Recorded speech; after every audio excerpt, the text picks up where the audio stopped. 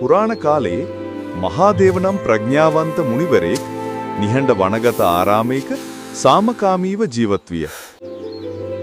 රජු තම ප්‍රඥාවෙන් රාජ්‍යයට මඟ පෙන්වීම සඳහා මහදේව සොයින බවට ආරංචියක් සමග රාජකීය පණිවිඩකරුවෙකු පැමිණේ. මහාදේව ඇමතුම පිළිගෙන රාජකීය නගරයට යන ගමන ආරම්භ කරයි.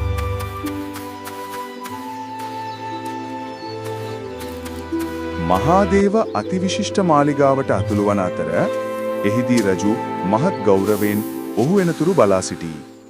මහාදේවගේ මඟ පෙන්වීමත් සමග රාජධානිය කරුණාවෙන් සාධාරණත්වයෙන් සහ සාමයෙන් සමෘද්ධිමත් වෙයි.